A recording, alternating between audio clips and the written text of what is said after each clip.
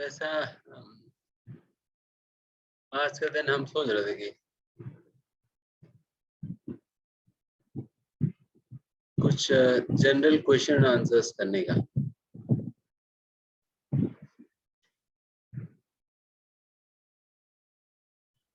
भगवद्गीता संबंधित तो या अन्य कोई भी प्रश्न है तो उसका चर्चा करने का, बिकॉज ऑलरेडी 8 बज गया एंड जो टॉपिक है 13 to 19 वो समय लगता है,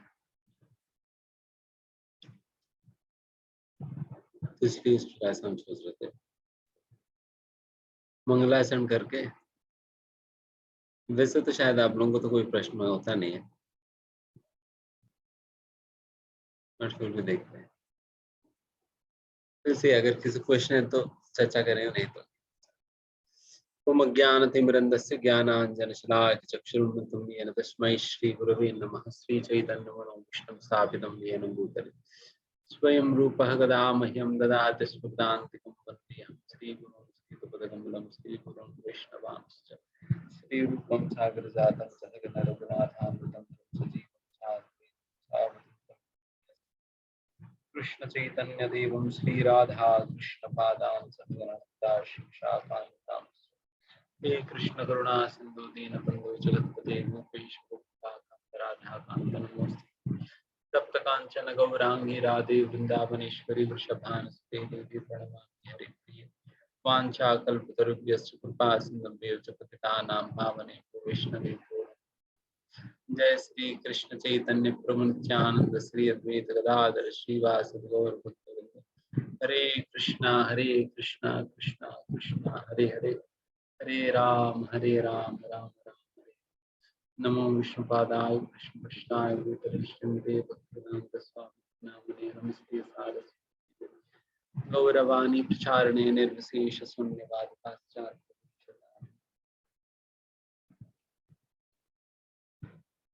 श्री गौर।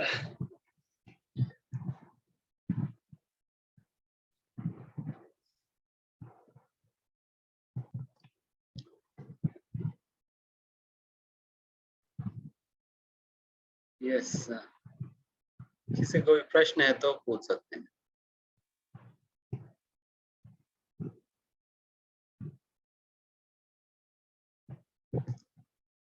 जैसा अभी हम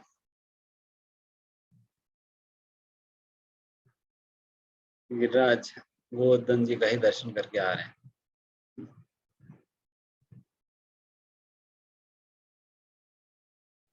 वृंदावन गए थे, वृंदावन से फिर गोवर्धन गए थे। फिर अब दर्शन करने तो नहीं जाते हैं, सेवा था, सेवा के लिए।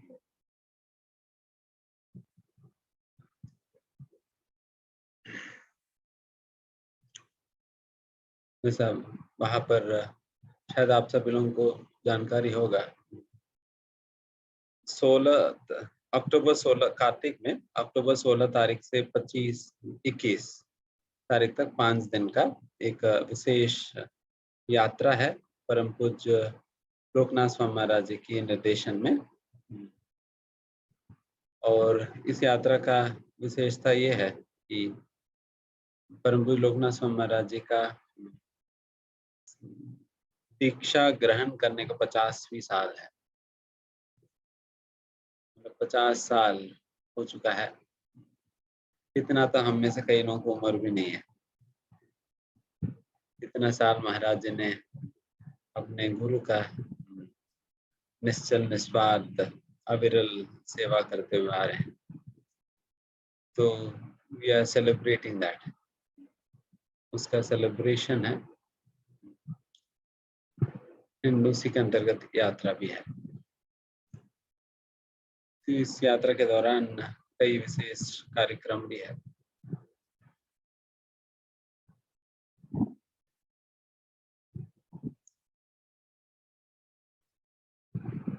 उसी यात्रा में हमें प्रसाद वितरण करने की सेवा मिली है, जो कि आप करने वाले हैं, आप सभी आकर।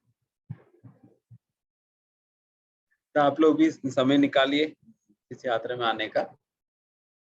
अगर 5 दिन नहीं आ सकेंगे, 2 दिन आइए या 3 दिन आइए। वैसे 2 दिन की यात्रा भी प्लान कर रहे हैं, 16 और 17, संडे और मंडे। मंडे मेन कार्यक्रम है, इस प्रकार से 2 दिन का यात्रा प्लान किया जा रहा है। तो आप लोगों को अभी मैसेज मिल जाएगी, ये 2 दिन की यात्रा का डिटेल्स इत्यादि। देन आप लोग रजिस्टर कर सकते हैं। कम से कम 2 दिन के लिए तो आप आइए। बाकी जिनके लिए संभव है पूरा 500 दिन के लिए आइएगा। वेरी गुड, पूरे 5 दिन के लिए आ रहे हैं अब भाई। तो बाकी लोग भी प्रयास करो, गोवर्धन की बिल्कुल तलहटी में ही है ये आश्रम, वहां पर होगा।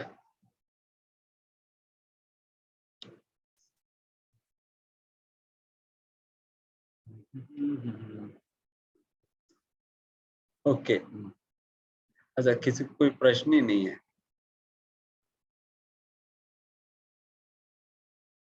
ओके, एक प्रश्न है, संतोष माता जी का दूसरा प्रश्न है। एक और 3, ठीक है 3 से शुरुआत करेंगे। हाँ, ओके। एक्चुअली प्रश्न के बिना न भगवत गीता है न भागवतम है। प्रश्न पूछे तब तो भगवत गीता भगवान ने शुरुआत किया, और जब प्रश्न पूछे तब तो सुखदेव गोस्वामी ने भागवत शुरू किए थे, अन्यथा न भगवत न भागवतम। यस आरती माता जी, यस माता जी। हरे हरे कृष्ण प्रभु जी। हाँ प्रभु जी मतलब जैसे कि ईश्वर है, तो मतलब मैं फर्स्ट टाइम ही ज्वाइन कर रही हूँ, तो मतलब क्या मतलब हमारा जो उनसे जो रिश्ता है वो सिर्फ एक तरफा नहीं है। मतलब मुझे जो लगता है, मैं हमेशा उनसे कुछ ना कुछ मांगती रहती हूँ, तो एक तरीके से लालच नहीं है। मतलब हम उन्हें कुछ देते तो है नहीं, तो हमसे मांगते मांगते रहते हैं, तो ये एक तरीके से एक जरूरत नहीं होगी कि हम उनसे कुछ मांग ही रहे हैं। मतलब हम तो अच्छा, उन्हें कुछ मतलब हम तो उन्हें कुछ दे ही नहीं सकते, मतलब सब कुछ उन्हीं का है, पर फिर भी। Yes very good. तो ये ईश्वर के साथ या भगवान के साथ अपने संबंध जिस प्रकार से बचपन से हमें सिखाया जाता है, ठीक है भगवान के पास जाओ, भगवान से प्रार्थना करो। पहले बचपन में मम्मी कहती थी कि भगवान एग्जाम लिखने के पहले भगवान के पास जाओ, हाथ जोड़ो, प्रणाम करो, और मांगो कि बुद्धि अच्छा दे, जो भी आपने पढ़ा सब कुछ याद हो जाए और तुम्हें ही नंबर 1 आए। तो इस प्रकार से मांगने के लिए कहा करते थे। तो इसी प्रकार से शिक्षा दिया हो गया था। बट असलियत में जो श्रील प्रभुपाद जी ने, और या असलियत में हमारे शास्त्रों के अंतर्गत जब भक्ति योग के विषय में जब चर्चा आती है, भक्ति योग एक ऐसा विधान है जिसमें हम भगवान से मांगने की बजाय भगवान को देने लगते हैं। तो प्रभुपाद जी ने हमें देना ही सिखाया, यहाँ तक भी भगवान को भी देना ही सिखाए थे। इसलिए हम भगवान को देते हैं, भगवान से नहीं लेते। जब भगवान देते हैं तो लेते, बट फिर वापस उनको दे देते। त्वदीय वस्तु तुभ्यम एव समर्पयामि। भगवान के द्वारा जो वस्तु हमें प्राप्त होता है वो लेकर फिर वापस भगवान की सेवा में हम उसको प्रयोग करते हैं।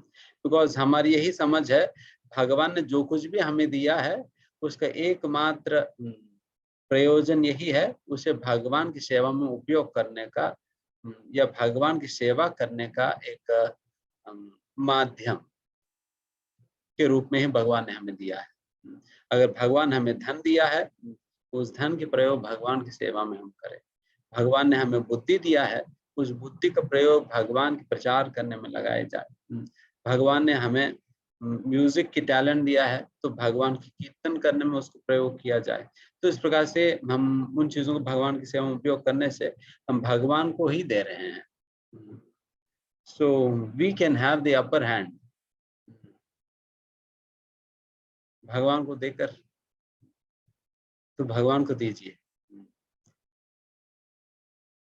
तो यही भक्ति है। गुड दैट आप कम से कम सोच रहे इस विषय में। Very good. और क्लियर माता जी आपको? आरती माता जी।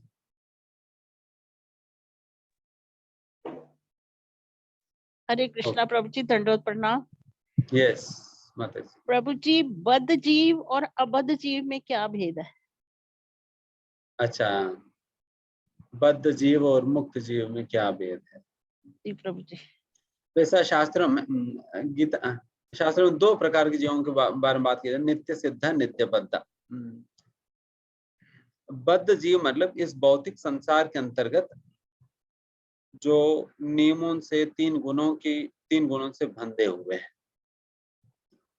और मुक्त जीव मतलब जो 3 गुणों के परे जा चुके हैं।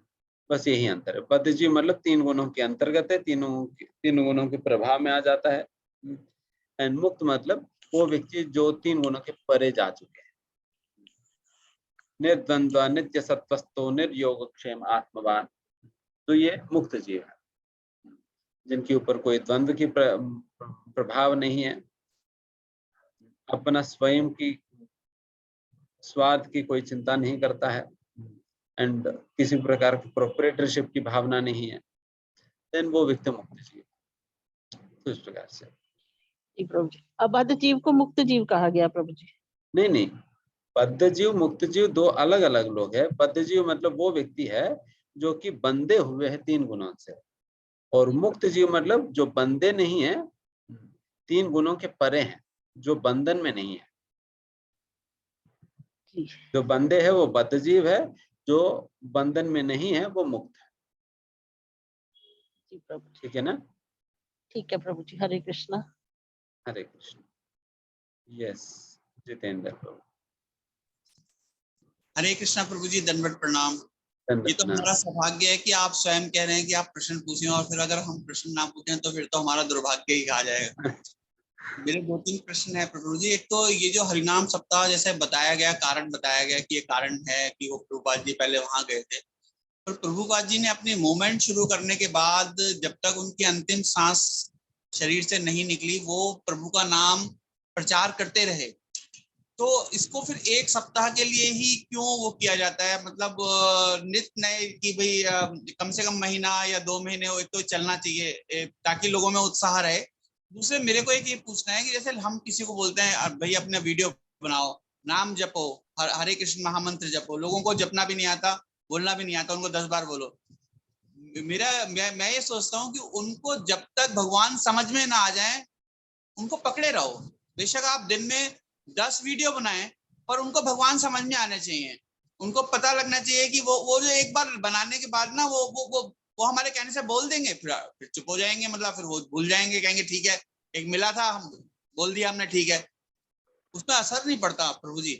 मुझे लगता है कि उस बंदे को ना कम से कम कुछ भगवान को समझाना चाहिए। तो मैंने आपको पहले भी एक बार कहा था, कुछ ऐसा क्रैश कोर्स टाइप का सभी हमको सिखा दीजिए, ताकि हमें हमारे वाणी में भी वही सरस्वती बैठी हो जो आपके मुख पे बैठी है।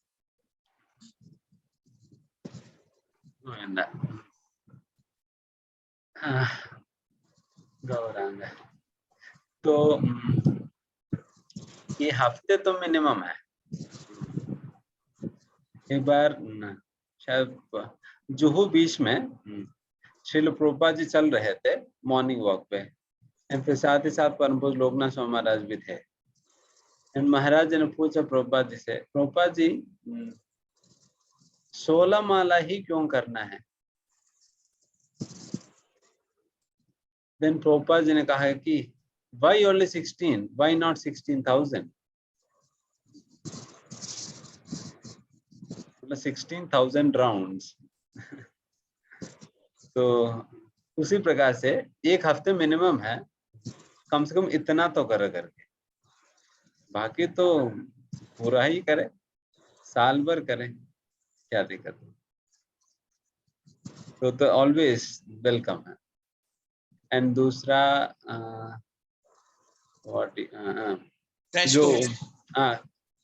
जो उनको समझाने तक ना डेफिनेटली उस प्रकार से पकड़ सकते, बट समस्या है कि हम सभी लोगों को नहीं पकड़ पाते हैं। कम से कम जो लोग पकड़ में नहीं आते हैं उनसे एक बार भी क्यों ना उनसे बुलवा दिया जाए, कम से कम उतना फायदा तो उन्हें मिल जाए एक बार भगवान के नाम लेने का। तो इस भावना से, मतलब उस भावना से हम कुछ लोगों को एक बार भगवान के नाम बुलवा देते हैं और बाकी जो पकड़ में आ जाएंगे उनको पकड़ कर रखेंगे। जब तक वो भगवान का नाम लेते लेते मरेगा नहीं तब तक हम सुनाते रहेंगे। ठीक बात है। और क्रैश कोर्स मतलब उसके विषय में बताइए, क्या आप चाहते हैं? प्रभु एक्चुअली में ना हम सब लोग आपका प्रवचन सुनते हैं और जैसे सत्संग भी कर रहे हैं, पर उसके बावजूद भी जब कोई व्यक्ति जो क्या नाम मतलब जिसको हम कह सकते हैं बिल्कुल भौतिक उसमें जीवन में जी रहा है, तो उसको समझाने के लिए जैसे वो आ गया और अब वो अक्सर क्वेश्चन करते हैं भगवान क्यों पूजे हम, की दुनिया भर की वो सब करते हैं, तो उसमें कुछ भगवत गीता के जैसे खास ऐसे श्लोक या कुछ ऐसा स्पिरिचुअल मटेरियल उस तरह से हमें मिल जाए, थोड़ा मिल जाए, जिससे कि हम उसको कन्विंस कर सकें, क्योंकि हम लोग भी तो अभी इतना वो सीख ही रहे हैं, तो थोड़ा बहुत जैसे मिल जाए ताकि हमारा जो प्रयत्न है ना वो बिल्कुल व्यर्थ ना जाए, वहां पे कुछ ना कुछ चीज इम्पोज हो जाए, चाहे हल्की हो पर हो जाए।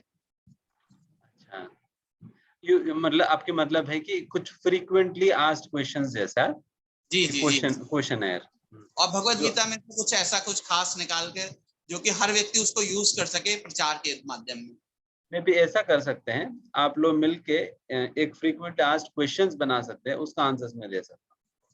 ठीक ठीक ठीक है, जिससे मुझे भी पता चल जाएगा ना आप लोगों से क्या क्या प्रश्न पूछा जाता है, देन फिर उसका उत्तर में दे सकता।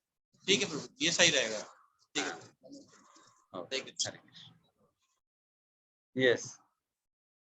सुधा माता जी, गौरा नारायण।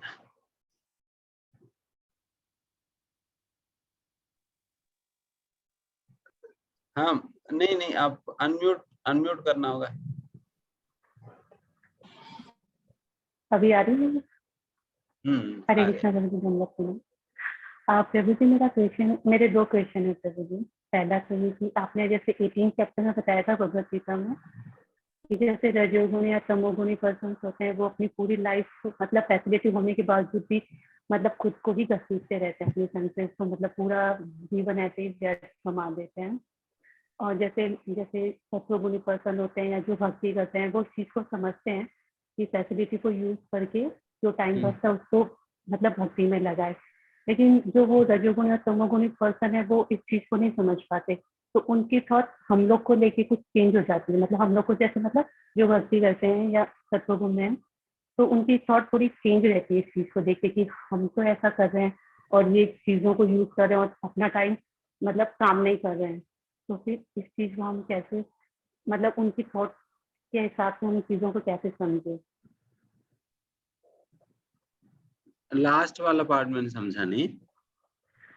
जो उनकी थॉट होती है उन पर्सन के प्रति जो फैसिलिटी यूज करते हैं, सत्वगुण में होते हैं, भक्ति करते हैं और अपना जो बचा हुआ टाइम है वो भगवान की भक्ति में यूज करते हैं, तो जो रजोगुणी लोग हैं उनकी थॉट जो होती है सत्वगुणी लोगों के प्रति, तो फिर उस चीज को वो कैसे समझे?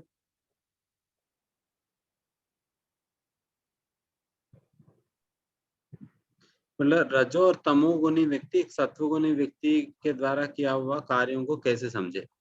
हाँ, क्योंकि वो लोग तो रजोगुणी लोग अपनी फैसिलिटी यूज नहीं कर रहे हैं और खुद को ही दिन भर घसीटते रहते हैं काम करने के लिए, पर सत्वगुणी है जो अपनी फैसिलिटी को यूज करता है होने के बाद और बचा हुआ टाइम भक्ति में लगाता है, तो जो उन लोगों की जो उसके प्रति थॉट होती है तो फिर वो कैसे समझे? वो लोग तो उसके प्रति उनकी नेगेटिव थॉट रह जाती है कि काम नहीं करते या जो भी है। अच्छा, डेफिनेटली उनकी थिंकिंग प्रोसेस को तो हम कंट्रोल नहीं कर सकते हैं, बिकॉज हम अपने ऊपर काम कर सकते हैं, बट उनको हम कहाँ चेंज कर पाएंगे उनकी सोच विचार को। देन फिर वो अपनी गुणों के प्रभाव के कारण एक सात्विक व्यक्ति की कामों को वो समझ नहीं पाता है। फिर वो उनकी कमी है।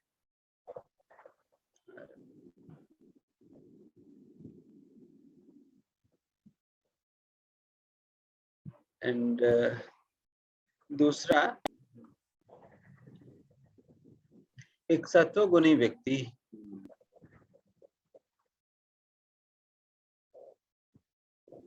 इसलिए हम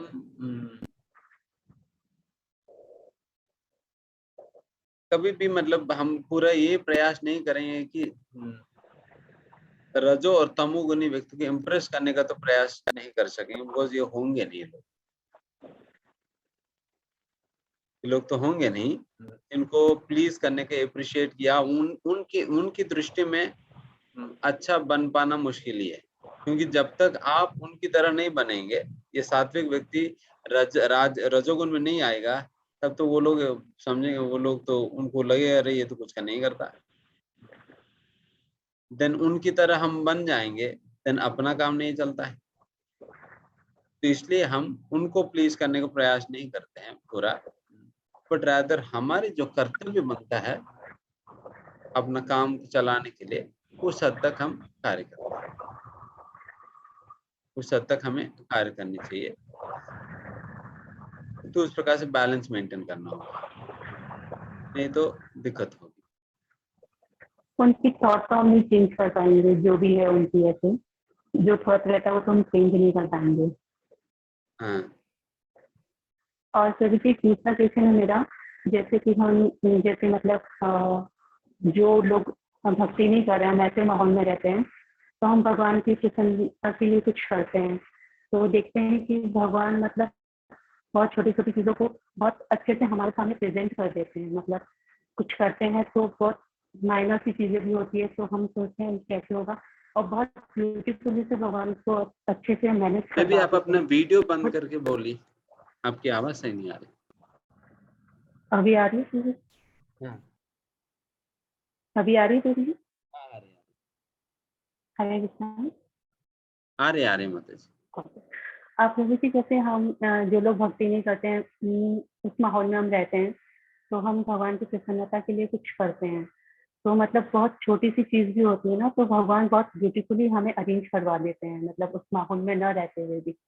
और उसी ड्यूरेशन में हम देखते हैं कि हमारी भक्ति ना बहुत खतरे में रहती है, मतलब हर मोमेंट ऐसा लगता है कि छूट ना जाए, कोई तरह की बाधा ना आ जाए। तो इन दोनों चीजों को एक साथ कैसे समझें?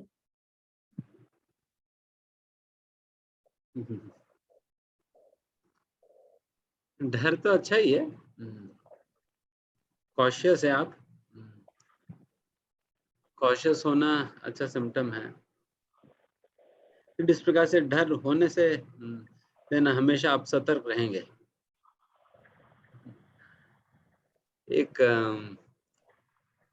ये भी तो बात है ना कि विप्रलंब भाव में राधा रानी को, गोपियों को हमेशा डर रहता है कि मैं भगवान श्री कृष्ण से मिल पाऊंगी या नहीं आज। इसलिए उनके जीवन में हमेशा एक सस्पेंस बना रहता है कि आज पता नहीं ये जटिला कुटिला क्या करेगी, क्या बाधा डालेगी, मुझे जाने देंगे या नहीं, कौन सा बहाना मारकर मुझे निकलना है, क्या करना है। ये सारा सस्पेंस इसलिए आ रहे क्योंकि उनके जीवन में कुछ बाधा बना हुआ है।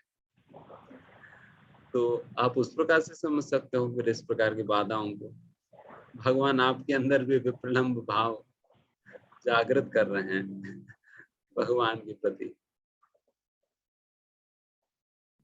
तो जिस प्रकार से गोपियों ने भगवान के लिए फिर वो उस सस्पेंस में जो एक प्रकार की आनंद हो या एक रिस्क फैक्टर हो, वही पारकी रस का हो या विप्रलंब भाव का एक आस्वादन है। आपको भी वही मिल रहा है मान लो।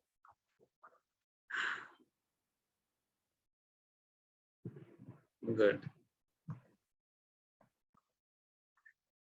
एक्चुअली प्रभु जी मतलब उन दोनों चीजों को एक साथ नहीं समझ पा रही, मतलब कि एक तरफ तो मेरा डर, मतलब जो भी है डर, और एक तरफ बहुत ब्यूटीफुली भगवान चीजों को अरेंज करवा देते हैं, मतलब इस माहौल में न रहते हुए भी बहुत छोटी से छोटी चीज को भी।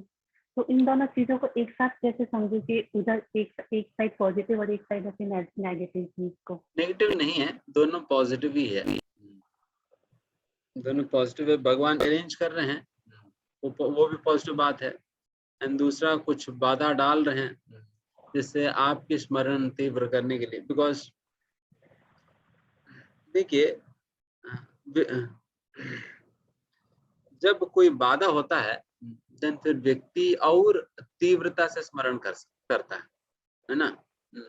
जब सब कुछ ठीक ठाक चल रहे हैं देन खोजी तरीके से देन फिर इतना स्मरण नहीं होगा, इतना स्मरण नहीं होगा। जब बाधा होता है देन फिर व्यक्ति बारंबार भगवान स्मरण करता है, भगवान बजाओ बजाओ बजाओ। तो फिर उस प्रकार से तो अच्छी बात है। नेक्स्ट दिनेश प्रभु गौरा। हरे कृष्णा प्रभु जी, सभी भक्तों को दंडवत प्रणाम। प्रणाम। प्रभु जी, हमारी आवाज आ रही है? हाँ प्रभु जी, थोड़ा सा मेरा ये क्वेश्चन है कि मैं मतलब मेरी कोशिश रहती है कि आपके सेशन को मैं केयरफुली सुनूं और उस पर विश्वास करता हूं अपने जो भी कुछ ज्ञान के आधार पर। लेकिन लास्ट सेशन में क्योंकि हम लोग जो जिस युग के हैं, हम रामानंद सागर और वेद व्यास का महाभारत रामायण टीवी पे देखे हैं, उतना ही कुछ ज्ञान है। तो एक मेरा भी कंफ्यूजन था, प्लस समाज से भी कुछ जो इनपुट अपने दोस्त मित्रों से मिलता है। लास्ट टाइम में आपने डिस्कस कर रहे थे कि श्री कृष्ण ही सबसे ऊपर है, इवन विष्णु का भी मतलब एक अवतार हम अपने मतलब अधूरे ज्ञान से कह रहे हैं कि विष्णु का भी अवतार कृष्ण के संकर्षण से हुआ। लेकिन हमारे एक मित्र से एक दिन ऐसे ही बात हो रही थी, तो उन्होंने बोला कि तो सुदर्शन किसका है? सुदर्शन तो लोग विष्णु को कहते हैं, विष्णु का मतलब वीपन है। तो थोड़ा इसी पे हमको क्लियर क्लैरिफिकेशन चाहिए। अच्छा, देखिए, हम ज्ञान फ्रेंड से नहीं लेते हैं, हम ज्ञान शास्त्र से लेनी चाहिए, पहली बात। एंड दूसरी बात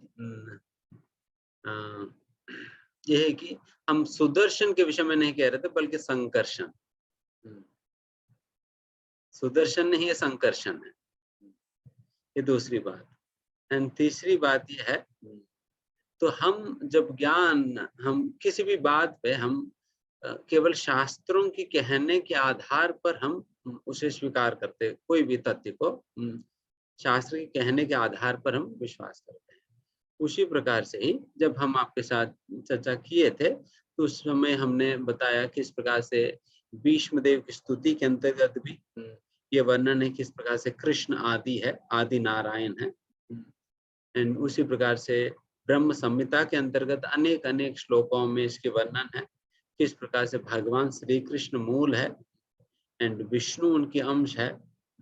एंड उसी प्रकार से श्रीमद् भागवत के अंतर्गत भी पहला स्कंद के दूसरा अध्याय में भी इसकी वर्णन है, जहाँ पर भगवान श्री कृष्ण मूल है करके व्यासदेव स्वयं भी उसका सबूत प्रदान करते हैं। एंड यही नहीं, भगवद गीता के अंतर्गत भी भगवान स्वयं भी इस बात को घोषणा करते हैं, मत परतरम नान्यात् किंचित् अस्ति धनंजय। एंड फिर उतना ही नहीं, अर्जुन भी उसका घोषणा करते हैं, परम ब्रह्मा परम धामा पवित्रम परमम भवान पुरुषम शाश्वतम दिव्यम। तो इन सारे प्रमाणों के आधार पर ही ये बात हम स्वीकार करते हैं कि श्री कृष्ण मूल है। एंड वैसा तो श्री कृष्ण और विष्णु में वैसा तो कोई अंतर नहीं है, वैसे तो कोई अंतर नहीं है, क्योंकि केवल अगर शक्ति के बाद देखा जाए दोनों में किसी प्रकार के अंतर नहीं है, केवल भावना का अंतर है। जिस प्रकार से आप जब ऑफिस में होते हो, अपने coat pant tie suit boot में होते हो, एंड फिर एक मर्यादा के साथ आप लोगों के साथ आदान प्रदान करते हैं, एंड वही आप अपना घर पे जब रहते हैं, देन आपकी भावना एक अलग ढंग से होता है, ज्यादा इनफॉर्मल होता है, बहुत इनफॉर्मली आप बात करेंगे, बहुत स्नेहपूर्ण व्यवहार रहेगा आपकी अपने परिवार वालों के साथ, इत्यादि इत्यादि, एंड उस प्रकार की व्यवहार आप ऑफिस के अंतर्गत आप एक्सपेक्ट नहीं कर सकते हो। उसी प्रकार से भगवान जब ऑफिस में है वो विष्णु होते हैं, जब भगवान अपने घर पे हैं वो कृष्ण है। जिनको ऑफिशियल संबंध रखना है फिर विष्णु है, जिनको एक पारिवारिक स्नेहपूर्ण संबंध रखना है कृष्ण है। तो आपकी चॉइस है। तो हम तो वो ऑफिशियल वाला संबंध में हम नहीं जाते हैं। ये डिफरेंस बस।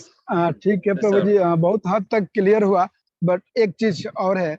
उन्होंने एक 16वीं सदी के, एक तो मैं तो बोलूंगा भक्त का ही नाम बताया, मैंने गूगल किया, उनका डिटेल भी था। वो तेलंगाना तमिलनाडु में उनके, मैं एग्जैक्ट नाम नहीं, क्योंकि वो नाम हमको प्रोनाउंसिएट करने नहीं आता है, तो मैं अभी नहीं बोल सकता हूँ। मैं कभी जरूर उस पर चर्चा करूंगा।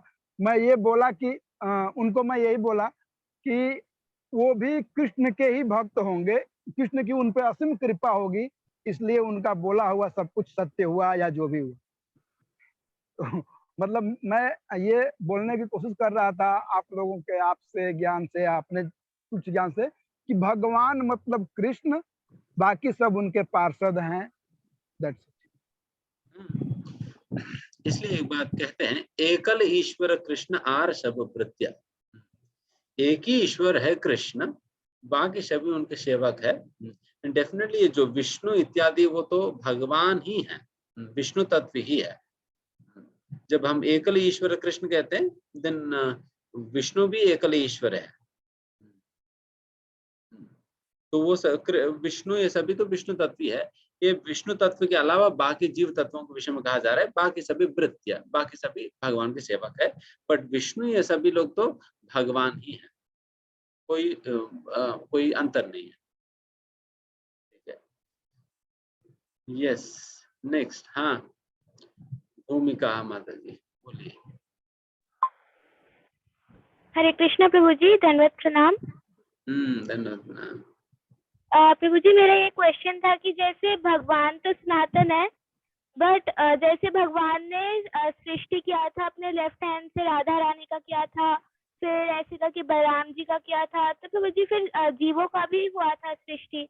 तो थोड़ा प्लेबैक कर लीजिए, थोड़ा पहले से बोलिए।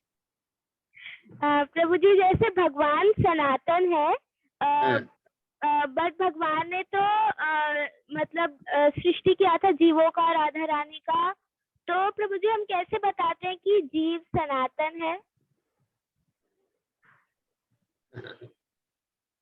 क्योंकि प्रभु जी सनातन का मीनिंग तो यही है ना कि वो, उनका जन्म नहीं होता और उनका मृत्यु भी नहीं होता। वेरी गुड, एक मिनट।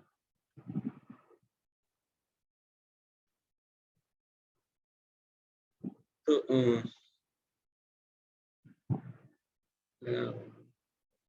सुनाई देगा।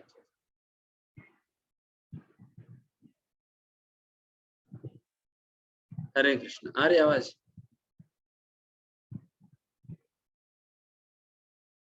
यस प्रभु, आ रहा है आवाज।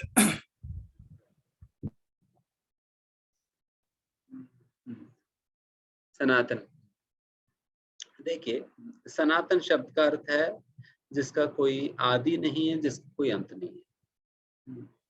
जिसका आदि नहीं, जिसका कोई अंत नहीं, वो सनातन कहा जाता है। देन फिर उस केस में जीव जब भगवान से प्रकट हुए हैं, देन एक न एक समय पर हुआ है, तो फिर सनातन कैसे हुआ? यही प्रश्न है, सुंदर प्रश्न है। देखिए, इसका अर्थ ऐसा है, तो जीव कहाँ से आ रहे हैं? भगवान से आ रहे हैं।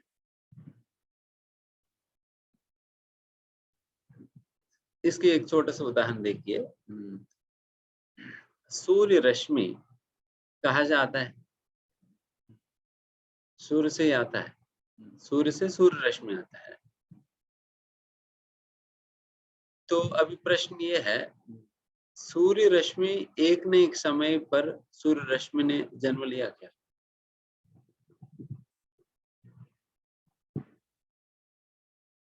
अगर एक न एक समय सूर्य रश्मि ने जन्म लिया, इसका मतलब है कि एक न एक समय सूर्य रश्मि के बिना था। तो क्या कभी सूर्य का अस्तित्व सूर्य रश्मि के बिना हो सकता है? कभी संभव नहीं है।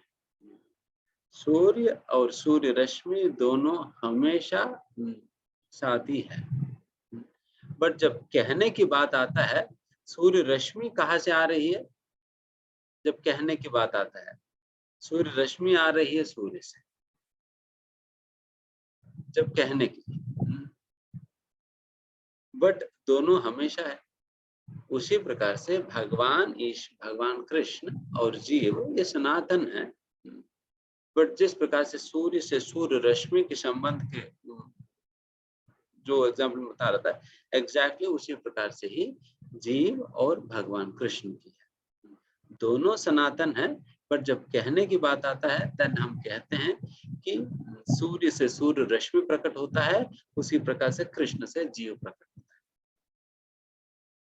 है। ठीक है? ओके प्रभुजी, हरे कृष्ण। हरे कृष्ण। Yes, next. हरे कृष्णा प्रभु जी। आवाज आ रही है प्रभु जी? हाँ, मतलब प्रभु जी, मुझे ये पूछना था कि जैसे मैंने मतलब आपसे भी सुना है और गीता में भी पढ़ा है कि मतलब निष्काम कर्म करने नहीं चाहिए या करने चाहिए, पता नहीं। तो प्रभु जी, निष्काम कर्म होते क्या हैं? दोबारा पूछिए। ये निष्काम कर्म प्रभु जी क्या होते हैं? ये मतलब हमें भक्ति में करने चाहिए या नहीं करने चाहिए?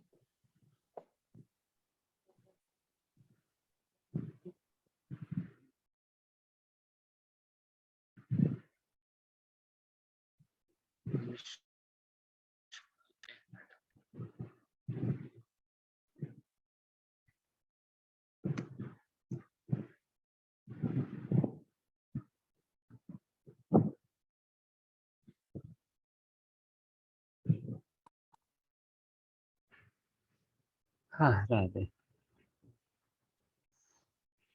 निष्काम कर्म, देखिए, सकाम कर्म मतलब किसी भी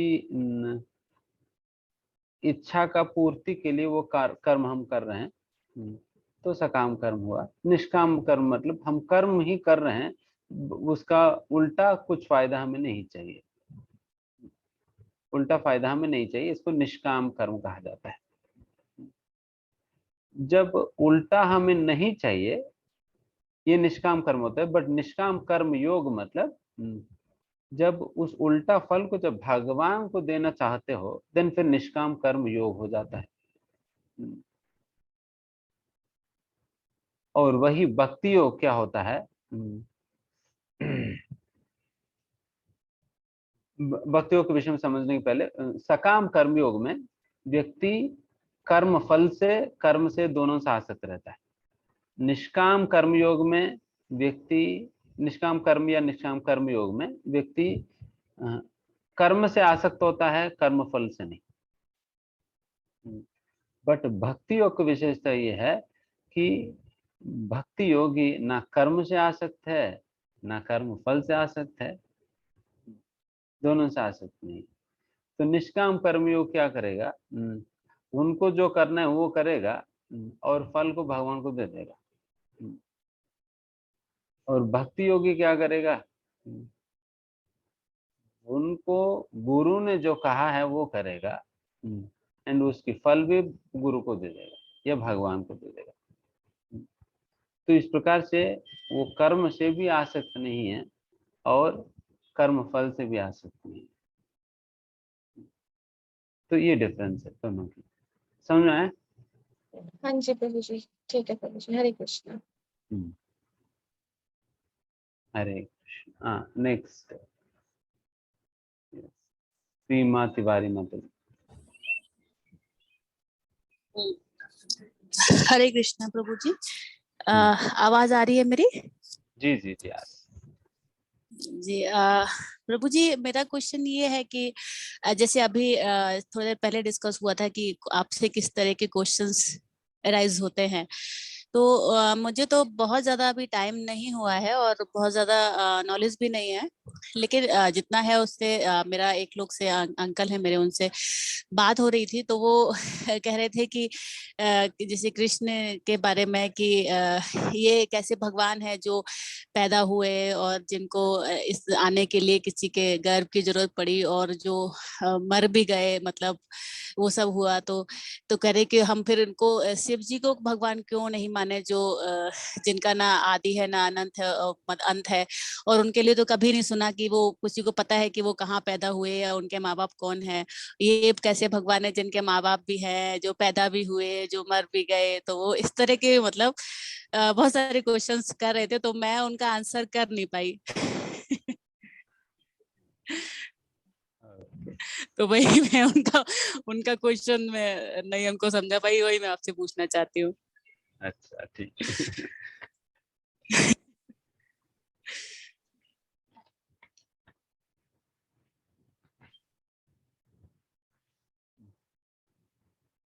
इसलिए भगवान कृष्ण विशेष है, तभी भगवान कहते हैं जन्म कर्म समय दिव्यम, my birth and activities transcendental.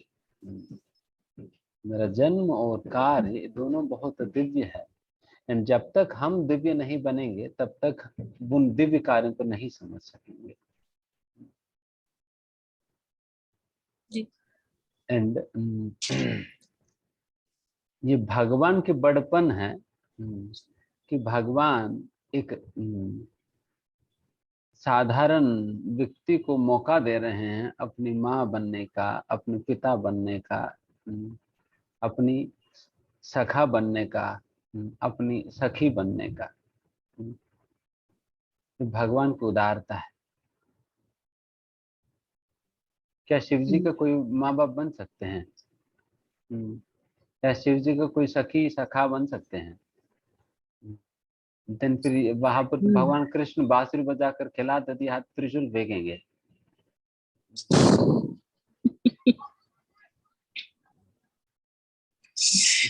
तो ये भगवान के बड़पन है, ना कि भगवान की कमी।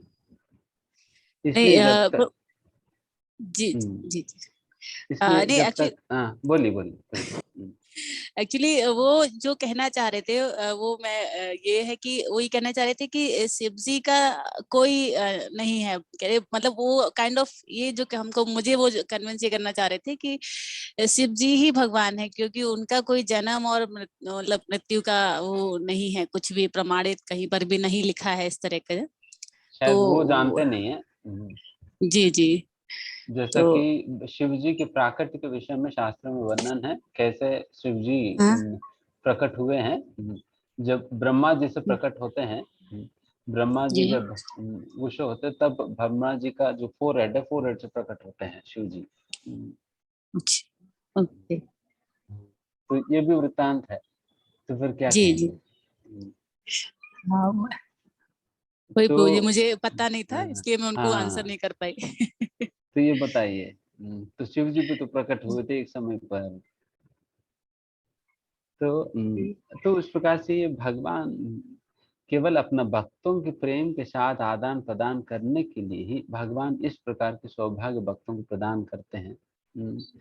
किसी को अपना माता बनने देते हैं, किसी को अपना पिता बनने देते हैं, किसी को अपना सखा के रूप में रखते हैं, किसी को अपना प्रीतम बनने देते हैं।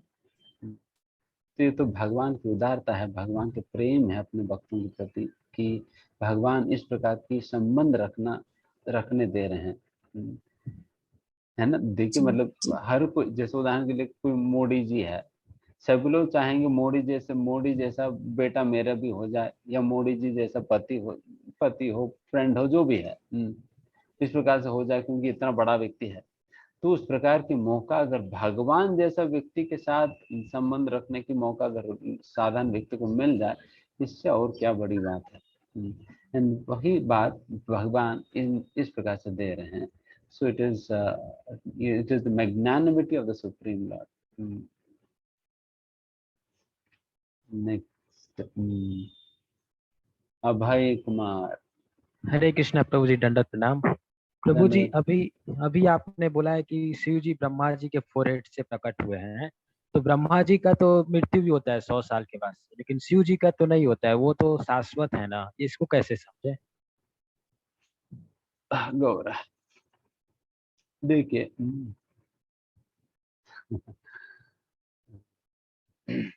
एक सदाशिव होते हैं। शिव तत्व थोड़ा सा कॉम्प्लिकेटेड है, बट कभी जब हम चर्चा करेंगे तो तब बताएंगे और डिटेल में, बट इस संक्षिप्त रूप में बता रहे। एक सदाशिव होते हैं जो कि शाश्वत है,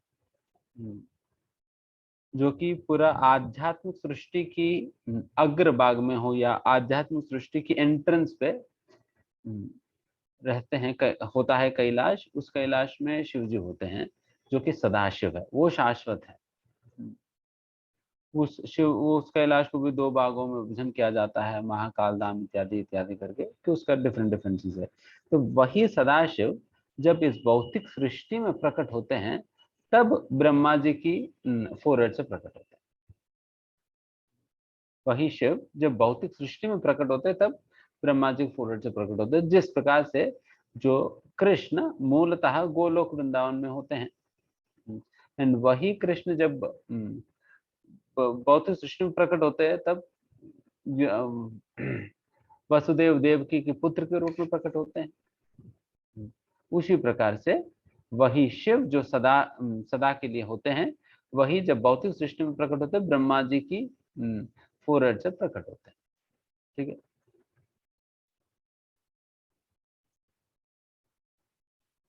यस, कुमकुम माता जी, कुमकुम कृष्णा। अच्छा, चैट में भी 2-3 प्रश्न हैं। ठीक है, आप माता जी आप पूछ लीजिए, फिर उसके बाद चैट वाला। हरे कृष्णा प्रभु जी। प्रभु जी, आवाज आ रही है मेरी? जी जी आ रही। प्रभु जी, मैं उद्धव जी के बारे में पूछना चाह रही थी। प्रभु जी, हमने उद्धव जी के बारे में बहुत कुछ पढ़ा भी है, सुना भी है, और सबसे कि उद्धव जी मतलब इतने अच्छे भक्त थे कि उन्होंने इतनी अच्छी भक्ति करी कि उन्होंने कृष्ण जी का ही मतलब रूप मिल गया था थोड़ा। तो प्रभु जी, कौन थे उद्धव जी, और उन्होंने ऐसी कौन सी ऐसी भक्ति करी जो उन्होंने मतलब बिल्कुल कृष्णमय ही हो गए वे? तो उनके बारे में प्रभु जी थोड़ा बताइए।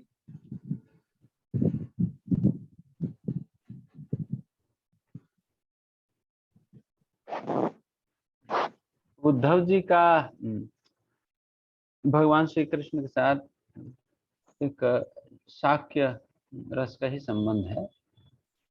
एंड इसमें उद्धव जी वो उनकी भक्ति मतलब वैसे यादवों में श्रेष्ठ श्रेष्ठ के रूप में उद्धव जी को जाना जाता है, श्रेष्ठ भक्त के रूप में यादवों में भी।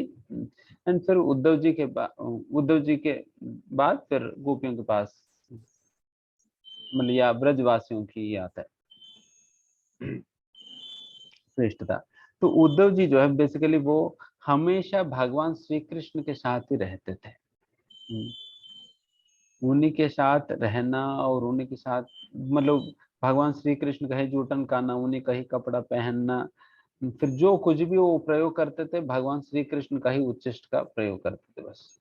तो इस प्रकार से भगवान श्री कृष्ण को उच्चिष्ट स्वीकार कर करके वो पूर्ण कृष्णमय हो जाते हैं। तो इसलिए वो उन्हें एक प्रकार की सारूप्य मुक्ति की तरह उनका रूप ही श्री कृष्ण जैसा हो जाता है। इसलिए उनका ड्रेसिंग भी उसी प्रकार के कृष्ण की तरह और उनका रूप भी उसी प्रकार का है। इसलिए कभी कभी लोग कंफ्यूज हो जाते हैं, ये कौन है, उद्धव जी है कृष्ण है। बट गोपियां तो कंफ्यूज नहीं हुई। जब उद्धव जी गए थे ब्रज में भगवान के संदेश देने, गोपियां तो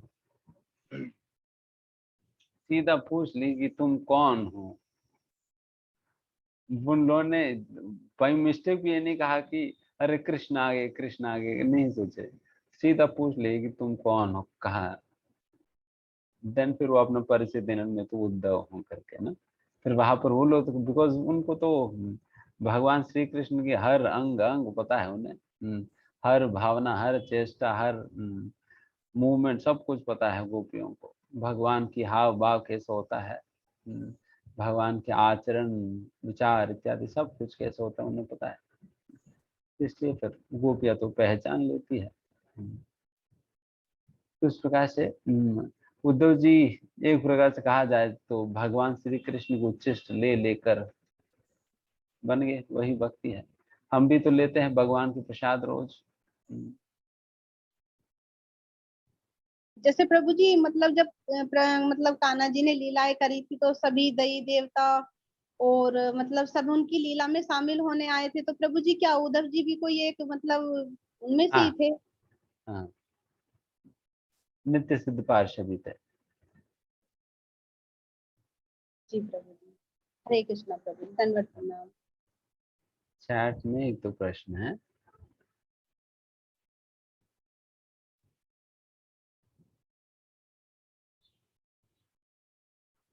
लीना माता जी, मुझे ये जानना है हमें गार्लिक और ऑनियन क्यों नहीं खाना चाहिए।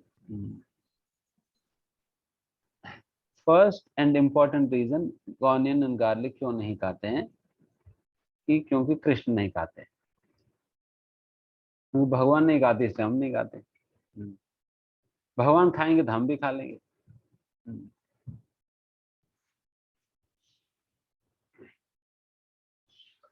एंड नेक्स्ट,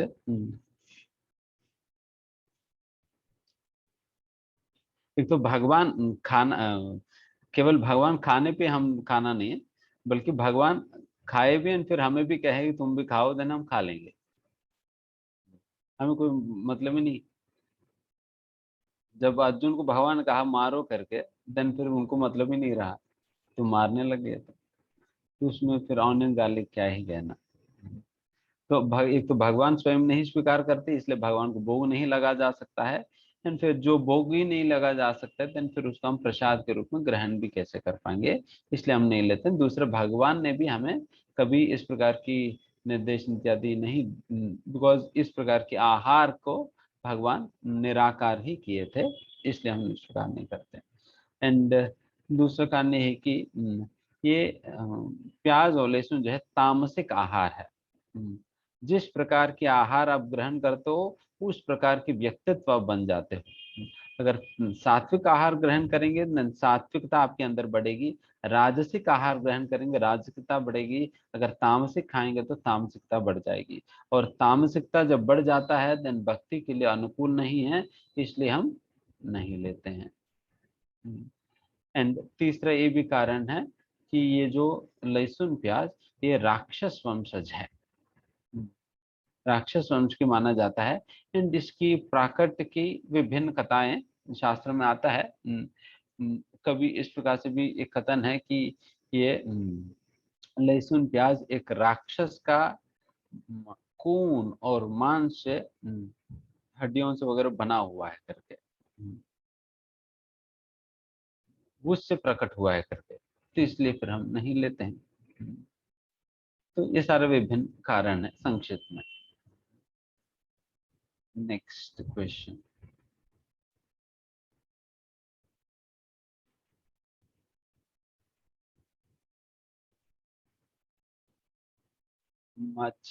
जो भी, प्रभु जी हमें कैसे पता चलेगा कि भगवान ने हमारी सेवा स्वीकार की या वे प्रसन्न हैं हमारी सेवा से? हम तो सेवा भी अपने सामर्थ्य से और अपनी ही संतुष्टि के लिए करते हैं। Good question. कैसे पता चलेगा भगवान आपकी सेवा से प्रसन्न है, भगवान आपकी सेवा स्वीकार कर रहे हैं? इसका यही उत्तर है, श्रील प्रभुपाद जी से भी यही प्रश्न पूछा गया था। यही उसको उत्तर है कि अगर गुरु आपसे प्रसन्न है देन भगवान आपसे प्रसन्न है। यस्य प्रसादात भगवत प्रसादो यस्य प्रसादात न गति कुतोपि। अगर आपकी सेवा से गुरु प्रसन्न है देन इसका मतलब यही हुआ कि भगवान आपकी सेवा से प्रसन्न है। तो इसलिए गुरु को प्रसन्नता तो आपको दिखी जाएगी, पता चली जाएगी गुरु को प्रसन्नता। अगर हो सके मान लो कि गुरु की प्रसन्नता आपको वैसे पता नहीं चलता है, देन फिर ऐसे भी पता चलेगा कि one becomes more trustworthy for the spiritual master। जिनके ऊपर आपकी विश्वास बढ़ता है, देन फिर रिस्पॉन्सिबिलिटी दिया जाता है। बिकॉज हम कोई भी जिम्मेदारी किनको देते हैं? जिनके ऊपर हमारे विश्वास है, जिनके ऊपर हमारी विश्वास है, श्रद्धा है, ट्रस्ट है, उनको हम देते हैं। तो उसी प्रकार से ही गुरु जब प्रसन्न है, देन फिर गुरु और सेवा देंगे, और सेवा देंगे। इससे भी हम समझ सकते हैं।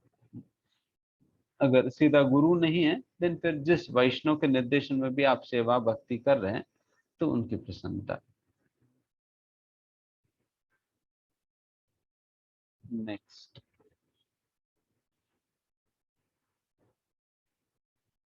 क्विक करेंगे। What is the difference between सन्यासी एंड भक्त?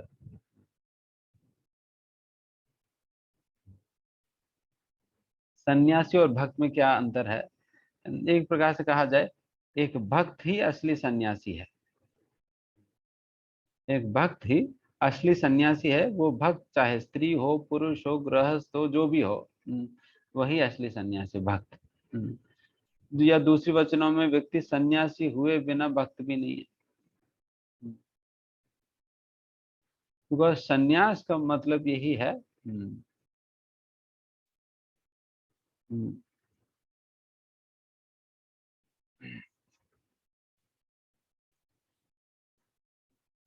किसी भी चीज को छोड़ना के बजाय उन चीजों के प्रयोग हम भगवान श्री कृष्ण के लिए हम उसका प्रयोग करें, देन वो असली सन्यास है। तो असली सन्यासी, इसलिए हर एक व्यक्ति को सन्यास बनना ही है। उस समझ के अनुसार देखा जाए कि utilize everything in the service of Krishna. जो कुछ भी हमें प्राप्त हुआ है, उन चीजों को भगवान श्री कृष्ण के लिए उपयोग करना। एक साधारणतः लोग यही सोचते हैं कि सन्यास मतलब उन चीजों को छोड़ना, और कर्मी मतलब उन चीजों को जो ग्रहण करता है, और सन्यास मतलब उन चीजों को छोड़ देता है करके। बट एक वैष्णव सिद्धांत के अनुसार, भगवद गीता के सिद्धांत के अनुसार, सन्यास का मतलब यही है उन चीजों को ग्रहण करना, छोड़ना नहीं, बल्कि उन चीजों के प्रति जो हमारी भोग वृत्ति है उसको छोड़ना। हमारा जो भोग वृत्ति है उन चीजों के प्रति, उसको छोड़ना। भोग वृत्ति को छोड़कर उसे सेवा भावना के साथ उन चीजों को भगवान की सेवा में उसकी उपयोग करना, यही सन्यास है। यही भक्तों की स्थिति है। ठीक है, नेक्स्ट अथर्व प्रभु। हरे कृष्ण प्रभु जी, धन्यवाद, प्रणाम प्रभु जी। जो हमारे जो वैदिक लिटरेचर है वो बहुत ही बड़ा है, तो उसमें क्या कहते हैं, कभी कभार जो इंसिडेंट्स हैं वो ओवरलैप करने लग जाते हैं कि इसमें कुछ और लिखा है एंड किसी और में कुछ और लिखा होता है, वो कैसे समझे?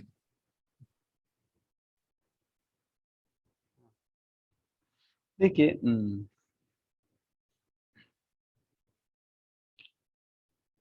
वैदिक लिटरेचर के अंतर्गत जो कॉन्ट्रडिक्शंस है, सारे कॉन्ट्रडिक्शंस की समाधान भगवान श्री कृष्ण को समझने में होगी।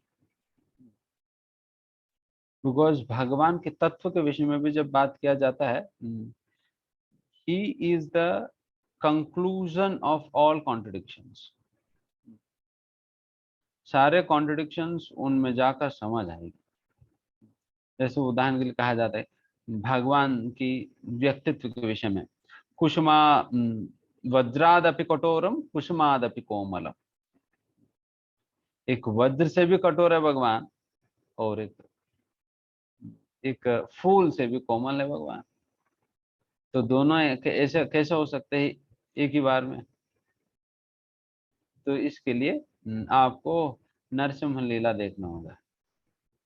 तो नरसिंह लीला देखेंगे तो फिर नरसिंह भगवान अपने हिरण्यकशिपु के प्रति वज्रादपि कठोरम, और वही प्रहलाद महाराज के प्रति कुसुमादपि कोमलम। तो हो गया ना दोनों कॉन्ट्रडिक्शंस के समन्वय। तो इस प्रकार से सारे कॉन्ट्रडिक्शंस के समन्वय में भगवान में हो जाता है। एंड यही भगवान में कोई कह सकते कि भगवान में दोनों ही बात है, ज्ञान भी है और अज्ञान भी है। क्योंकि अगर भगवान में मान लीजिए अज्ञान नहीं है तो फिर भगवान पूर्ण नहीं है। तो फिर लोग पूछ सकते हैं प्रभु जी ज्ञान अज्ञान दोनों साथ कैसे हो सकता है? एंड भगवान होते हुए भी अज्ञान कैसे हो सकता है? तो फिर अज्ञान नहीं है तो फिर भगवान भी पूर्ण नहीं है। तो इस प्रकार से ज्ञान भी है और अज्ञान भी है, वो भगवान की पूर्णता है। तो इस प्रकार से ये भी कॉन्ट्रडिक्शन है। तो इस प्रकार से ये सारा कॉन्ट्रडिक्शन की समन्वयता जो है भगवान में होता है। एंड फिर तीसरी पॉइंट ये है कि जो शास्त्रों के अंतर्गत कभी कभी लीलाओं के तौर पर अगर किसी भी प्रकार की कॉन्फ्लिक्ट या कॉन्ट्रडिक्शन आपको दिखाई देता है तो इसको इसी प्रकार समझना होगा कि कभी कभी भगवान एक ही लीला को अलग अलग युगों में अलग अलग प्रकार से संपन्न करते हैं, अलग अलग प्रकार से संपन्न करते हैं। इसलिए किसी एक शास्त्र के अंतर्गत एक युग का एक युग की विषय में वर्णन है, दूसरे शास्त्र में दूसरा युग में भगवान ने जिस प्रकार से किया उसका वर्णन होगा। तो उस प्रकार से इसको कल्प भेद कहा जाता है। कल्प भेद के आधार पर we kind of reconcile the so-called seemingly contradictory statements। And उसके साथ साथ और भी कई प्रकार की विधान हमारा आचार्य ने दिया है कैसे कॉन्ट्रडिक्शंस को समझ सके, बट ये बाद में आएगी।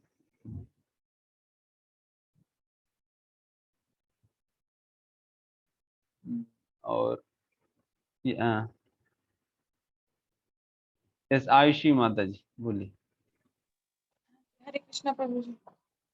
प्रभु जी मेरा क्वेश्चन उसमें है भगवत गीता के अध्याय 4 में, इसमें मैं श्लोक मतलब पढ़ रही थी अनुवाद, तो इसमें था कि मायावादियों की यह मिथ्या धारणा है कि कृष्ण अपने अनेक अंशों में अपने निजी पृथक अस्तित्व को मिटा देते हैं। यह विचार सर्वथा भौतिक है। भौतिक जगत में हमारा अनुभव है कि यदि किसी वस्तु का विखंडन किया जाए तो उसका मूल स्वरूप नष्ट हो जाता है, किंतु मायावादी यह नहीं समझ पाते कि परम का अर्थ है कि एक और एक मिलकर एक ही होता है और एक में से एक घटाने पर भी एक बचता है। पर ब्रह्मा का यह स्वरूप है। प्रभु जी ये मुझे एग्जाम्पल ही समझ में नहीं आ रहा, इसका क्या मतलब है? एक एक वाला। हाँ जी। तो ये इसको स्पिरिचुअल मैथमेटिक्स कहते हैं प्रभुपाद जी। 1 + 1 = 1, 1 - 1 = 1। यही समझ नहीं आया ना? हाँ जी। ओके। इसको ये ईशोपनिषद की श्लोका है जिसके आधार पर प्रभुपाद जी ये स्टेटमेंट बता रहे हैं। ओम पूर्णमद पूर्णम पूर्णात् पूर्णम उदच्यते पूर्णस्य पूर्णमादाय पूर्णमेव अवशिष्यते। ये श्लोका के आधार पर बताए जा रहे हैं। यहाँ पर कहा जा रहा है कि एक पूर्ण से जब कोई पूर्ण निकलता है फिर भी पूर्ण ही बचता है। एंड इसका फिर बताएंगे आगे। पूर्ण से पूर्ण निकलने के बाद भी पूर्ण ही बचता है। उसी प्रकार से एक पूर्ण में पूर्ण को ऐड करने के बाद भी पूर्ण नहीं रहेगा।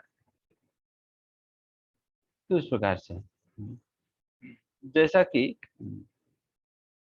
भगवान श्री कृष्ण गोलोक वृंदावन में है और 5000 साल पहले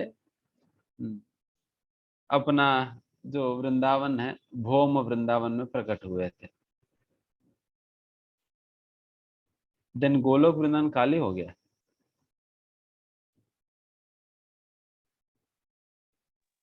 नहीं प्रभु जी। नहीं खाली हुआ ना।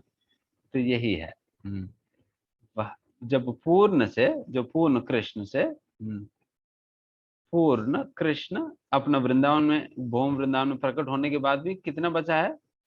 पूर्ण ही बचा है कृष्ण। तो इस प्रकार से 1 - 1 = 1। 1 में से एक 1 निकाल दिया, फिर भी कितना बचा है? 1 ही बचा है, कृष्ण बचा है। तो उस प्रकार से ये है।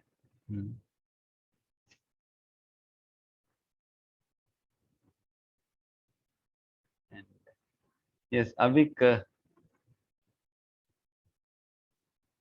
अविका त्यागी माता जी, थोड़ा सा आप बोल ही दीजिए, बड़ा प्रश्न है, इसे पढ़ने में ही मुझे समय लग जाएगा। कहाँ पर है? हरे कृष्णा प्रभु जी, दंडवत प्रणाम। मैं कपिल बोल रहा हूँ प्रभु। हाँ, कपिल प्रभु बोलिए। वो अविका के नाम से लिखा हुआ है तो इस वजह से। अच्छा प्रभु जी, मैं ये पूछ रहा था, जैसे अभी पितृपक्ष चल रहे हैं, तो इसमें हम पितरों का अपना मतलब कुछ क्रियाएं करते हैं, पितरों का पिंडदान भी होता है, उनको हम मतलब जल अर्पण करते हैं, भोजन अर्पण करते हैं, ये सब करते हैं, और ये हर साल ही करते हैं। और इसका मतलब फर्स्ट चैप्टर में अर्जुन भी बताते हैं इसके बारे में कुछ, जैसे वर्ण संकर हो जाता है तो पिंडदान और ये सब क्रियाएं खत्म हो जाती हैं, तो पितर भी उनके गिर जाते हैं, मतलब नरक में चले जाते हैं। तो जैसे हम मतलब हमें पता है कि भाई मृत्यु के बाद तो नया जन्म मिल जाता है, या तो आध्यात्मिक लोकों को जाती है आत्मा, या फिर से भौतिक जगत में आ जाती है। तो ये पितृलोक में मतलब कैसे मतलब रुक जाते हैं लोग, और इनकी फिर मुक्ति कब होती है, या ये जो इनके लिए हम ये सब क्रियाएं करते हैं, ये कब तक फिर करते रहना चाहिए? मतलब इन लोगों को मुक्ति मतलब होता नहीं है कैसे, मतलब कहाँ पे ये पितृलोक कैसे है, थोड़ा सा ये मुझे समझ नहीं आता ब्रो।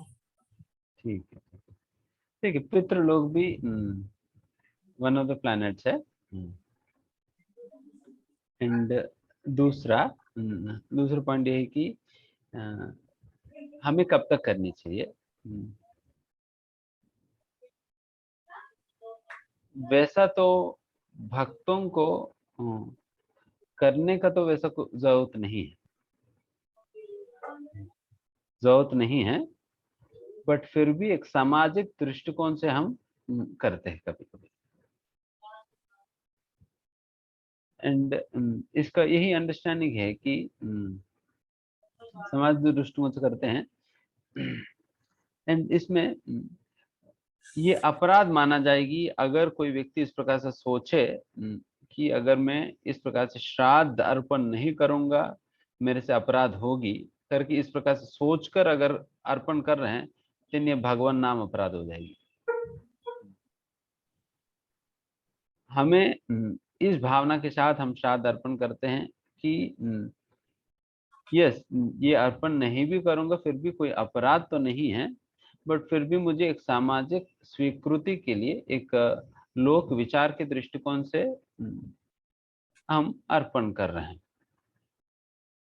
किसी भी कारणवश अगर नहीं भी हो पाए तो कोई ये वाली बात तो नहीं है। तो इस प्रकार से समझते हुए वो कर रहे हैं, देन फिर ये अपराध रहित भावना है, तो इस प्रकार से किया जा सकता है। प्रभु जी, ये मतलब ये लोग मतलब पितृलोक में कौन लोग जाते हैं? इनको मतलब नेक्स्ट बर्थ नहीं मिलता है, या इनका मुक्ति नहीं होता है? डेफिनेटली मुक्ति नहीं हुआ, पितृलोक किसी भौतिक सृष्टि के अंतर्गत ही है। एंड जिस प्रकार से अलग अलग लोगों के लिए अलग अलग क्राइटेरिया होता है, जैसा एक महर लोक होता है, एक जन लोक, तपोलोक, इन सारे लोकों में जाने के लिए पर्टिकुलर क्राइटेरिया होता है। वो क्राइटेरिया जो फुलफिल करते हैं उस लोक में चले जाते हैं। उसी प्रकार से ये पितृलोक में जाने के लिए भी कुछ क्राइटेरिया होता है, उस क्राइटेरिया में जो भी आया तो वो वहां गया। उस प्रकार से तो प्रभु जी, हमें तो नहीं पता कि मतलब हमारे जो पूर्वज हैं वो पितृलोक में गए हैं या उनका अगला जन्म हो गया है, लेकिन क्रियाएं तो हो रही हैं कंटिन्यूअस। देखिए, इस क्रिया के अंतर्गत मूल श्राद्ध का मतलब ही क्या है, मैं बता रहा हूँ कि जो भी हम आहार बनाते हैं उससे पहले विष्णु का अर्पण करते हैं। जो अर्पण भगवान विष्णु का अर्पण किया हुआ जो प्रसाद जो है हम अपना पितरों को अर्पण करते हैं। उस प्रसाद को ग्रहण करने के माध्यम से उन लोगों की उद्धार होता है, वो चाहे जहां पर भी हो, पितृलोक में हो, नरक में हो, जहां पर भी हो, उनकी उद्धार हो जाएगी। इसलिए उनको प्रसाद अर्पण करने की एक विधि ही ये श्राद्ध है, बस और कुछ नहीं। तो इस प्रकार से आप प्रसाद ही अर्पण कर रहे हैं, कोई दिक्कत नहीं। वो जहां पर भी है, चाहे पितृलोक में कहीं और भी क्यों ना हो, उनके उद्धार हो सकते हैं इस प्रकार से। ठीक है प्रभु जी, ओके, यहाँ पर समाप्त करते हैं, मेरा को मीटिंग है तो